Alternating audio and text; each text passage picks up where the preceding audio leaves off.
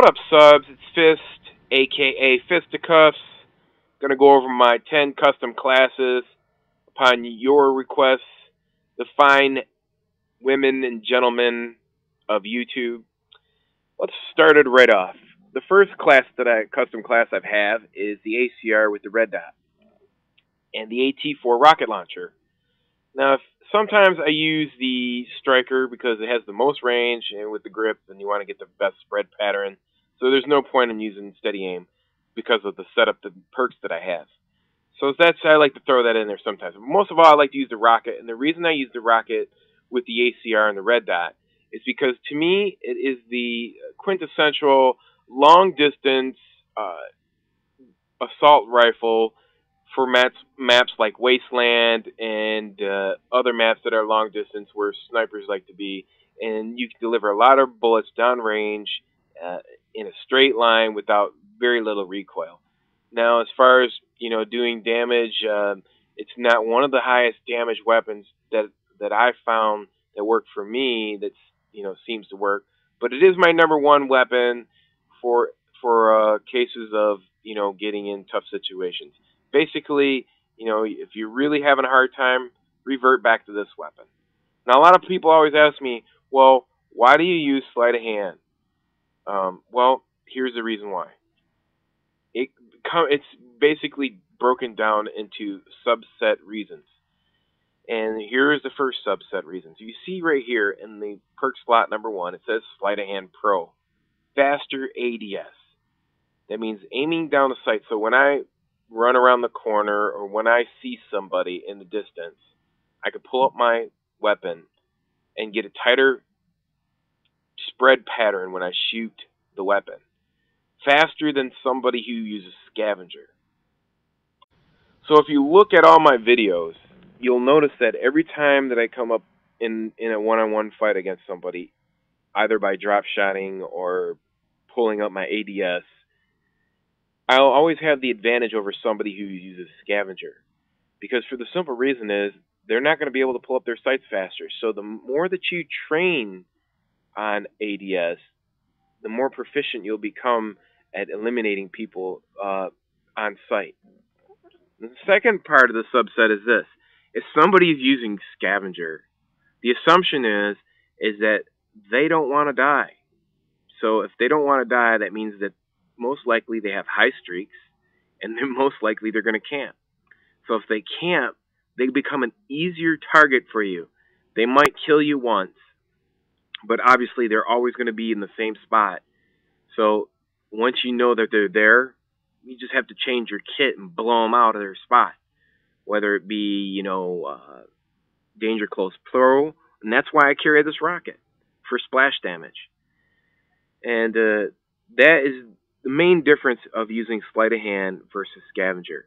And also the third subset to that is, if you have Sleight of Hand Pro, and you go up against somebody, and you kill them, and you pick up their weapon, most of the times they're going to have bling on their weapon, or Scavenger. You're going to pick up a weapon with a lot of ammo that's going to be even more advantageous for you. Faster reload, faster aiming down the sights. Get used to it, and it'll improve your game by tenfold. So moving right along, my number 2 weapon is a Scar with a silencer. The reason I like using the Scar with a silencer is because the iron sights are nice and big. So really, putting a silencer on it, it's still an assault rifle, it's quiet, and it hits really heavy. The main reason I use a silencer is because it trains you to only shoot a couple bullets and they'll still die. My third weapon is the AK-47 with full metal jacket. This is the best combination for this gun because really it lowers the amount of kick on the weapon. For some reason, I just enjoy it. And it punches through walls. I always carry the Rastica for seconds because it has a very long distance, and it's like carrying a mini M16. Here's my cold-blooded class. You don't lose any damage with the UMP, whether you put a silence on it or cold-blooded. It's perfect for people who are calling tons of UAVs on you. That's my UAV buster class. Here is my one of my go-to guns, the TAR-21 with the silencer. This is one of the best sleight of hand stopping power Ninja Pro weapons you can have. Now, with that weapon, you know, it has the same aiming down the sights, a nice circle on it, so it's perfect for that particular setup. Here I like to change it up, my number 6 class, between the M16 and the FAL. Either or, it works with them. I love the way they both shoot with the red dot. And, you know, people are like, well, why do you use the red dot? Well, the reason why I use the red dot is because even though you get 5+ damage, you still kill 2 people, whether you shoot them in the toe or in their head or in their chest. So it doesn't really matter. The point is that the reason I use a red dot is because if you use a holographic sight, it'll get in your way. And if somebody drops shots on you or they move, that one little split second, you lose sight of where they go. And that's why I use a red dot. It's important. Now for my 6th class, or 6th or 7th, my 7th class, I like to use what is called the Ultimate Camping Kit.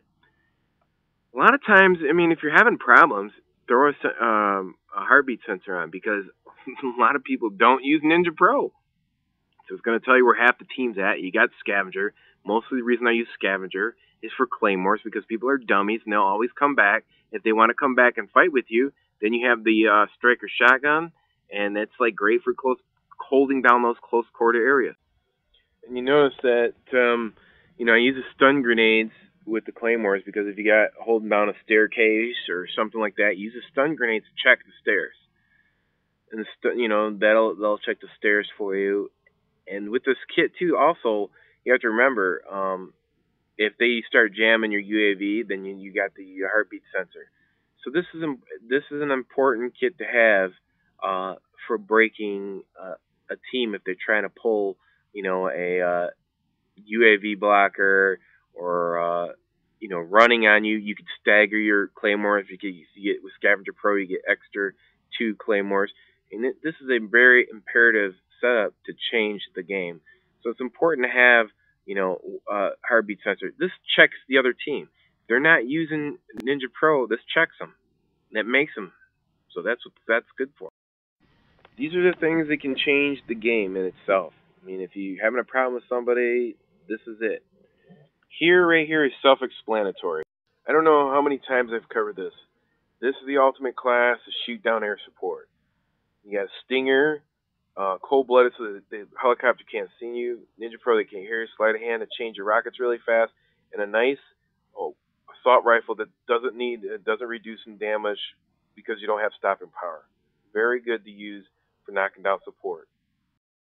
If you get killed one time, you should respawn with this kit to shoot down the helicopter.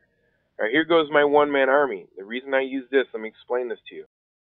One-man army is for busting scavenger camper asses. So if somebody's using Scavenger, you switch to one-man army and Danger Close Pro. That's how you bust people out of Scavenger.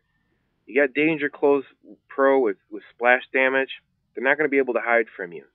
And that's how you break someone's ass that's using Scavenger and claymores and camping in corners. That's what you want to use right there. That's what that class is for. And then the importance of having 10 slots is for those 10 reasons alone. And basically, I wish I had 12, to be honest with you, because I'd like to throw the FAL in there and the M16 and so on and so forth. But my 10th slot, I usually leave open for changing on the fly in games if somebody pisses me off. Then I just change up my combination. Like, for example, if I want to, you know, run and gun, I'll use an Uzi with a silencer, and that way I can move around a lot and take them out. Uzi with the silencer is really good. Sometimes I like to use the A-bar with the silencer, the H-bar, the AUG. You know, sometimes I like to switch it up, you know. So I always leave my 10th slot open, you know, when I'm feeling frisky. Yeah, that's Fisticuff ShamWow. Yeah, I love that guy. He's great. You know, just wipe it around and shit, and boom, it's done. So, yeah, I mean, sometimes I like to use a FAL, the M16. Like, you know, those are those low-tier weapons that I leave in my 10th slot. Like, if I want to show off and use the F2000 with the silencer, I mean, obviously it's not going to be a mainstay, but like I said, it's my shuffle, it's my custom class, last 10 custom class, so I like to shuffle that class around, you know.